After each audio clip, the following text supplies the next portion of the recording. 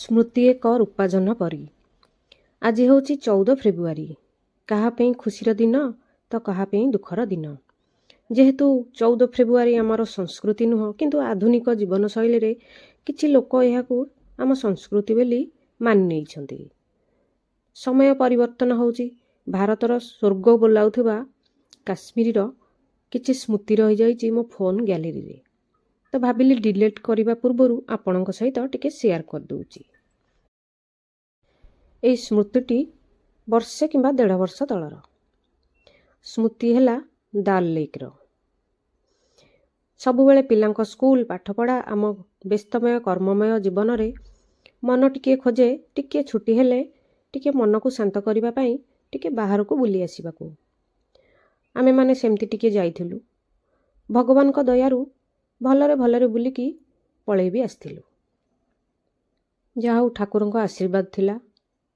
କିନ୍ତୁ କେଜାଣି କାହିଁକି ଏବେ ସେ ଜାଗାକୁ ଯିବାକୁ ଟିକେ ଡର ଲାଗୁଛି। ସବୁବେଳେ ସକାଳୁ ସକାଳୁ ଟିଭି ନ୍ୟୁଜ୍ ଖୋଲିଲେ ଏହି 14 ଫେବୃଆରୀରେ ଆଟାକ୍ ହେଇଥିଲା ପୁଲୱାମା ଆକ୍ରମଣ।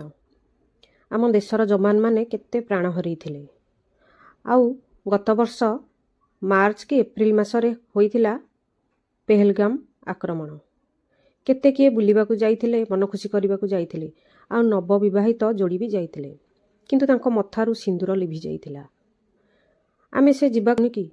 ସତରେ ଆମେ ସେ ଜାଗାକୁ ବୁଲିବାକୁ ଗଲେ, ସ୍ୱର୍ଗକୁ ବୁଲିବାକୁ ଗଲେ ଆମ ଜୀବନ କେତେ ସୁରକ୍ଷିତ।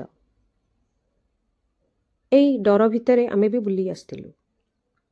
ସ୍ମୃତି ହେଲା ଡାଲ୍ ଲେକ୍ରେ ଥିବା ହାଉସ୍ ବୋଟ୍ର। ତେବେ ଚାଲନ୍ତୁ ଟିକେ ବୁଲିଯିବା ହାଉସ୍ ବୋଟ୍ ଭିତରେ କ'ଣ କ'ଣ ଅଛି। ସନ୍ଧ୍ୟାରେ ଆମେ ପହଞ୍ଚି ଯାଇଥିଲୁ ହାଉସ୍ ବୋଟ୍ଟିରେ। ଆଉ ଇଏ ହେଲା ହାଉସ୍ ବୋଟ୍ରେ ଥିବା ବାଲକୋନି। ଏଇଠି ରହିକି ଡାଲ୍ ଲେକ୍ର ସନ୍ଧ୍ୟାବେଳର ଦୃଶ୍ୟ ବହୁତ ଉପଭୋଗ ବି କରିଥିଲୁ। ଆଉ ଇଏ ହେଲା ହାଉସ୍ ବୋଟ୍ର ଭିତର। ଦେଖନ୍ତୁ, ଇଏ ହେଲା ରୁମ୍। ଏଇଭଳିଆ ସବୁ କାଠରେ କେତେ ସୁନ୍ଦର କାରୁକାର୍ଯ୍ୟ ହେଇଛି। ପଚାରିଥିଲୁ ଇଏ କେଉଁ କାଠ? କହିଥିଲେ ପାଇନ୍ ଗଛର କାଠ। ଦେଖନ୍ତୁ ଏଇଭଳିଆ ପର୍ଦ୍ଦା ଲାଗିଥିଲା। ଆଉ ତଳେ ଏଇଭଳିଆ କାର୍ପେଟ ବି ବିଛିଆ ହେଇଥିଲା। ଭିତରେ ପଶିଗଲେ ଜମା ଜଣାପଡ଼ୁନଥିଲା ଏ ହାଉସ୍ ବୋଟ୍ ବୋଲି। ଲାଗୁଥିଲା ଯେମିତି ଗୋଟେ କାଠର ଘର। ଦେଖନ୍ତୁ ଏପଟେ ରହିଲା କାନ୍ଥ, ଆଉ ଏ ପରଦା ପଛରେ ଅଛି ସବୁ ଗୋଟେ ଗୋଟେ ରୁମ୍। ଏଇ ରୁମ୍ ଭିତରେ ରାତ୍ରି ଯାପନ କରିଥିଲୁ। ପିଲାମାନେ ଥକାରେ ଶୋଇପଡ଼ିଥିଲେ। ଆଉ ବ୍ୟାଗ୍ ଲଗେଜ୍ ସବୁ ପ୍ୟାକିଂ ହେବାର ଥିଲା। ସକାଳକୁ ଆମକୁ ବାହାରି ଯିବାର ଥିଲା। ଆଉ ଇଏ ହେଲା ବାଥରୁମ୍। ଏଠି ଗୋଟେ ବଡ଼ ବାଥଟବ୍ ଅଛି। ଏଇଥିରେ ସବୁ ଫ୍ରେଶ୍ ନିତ୍ୟକର୍ମ ହେଇପାରିବେ। ଆଉ ଏଇଟା ଗୋଟେ କମୋଡ୍।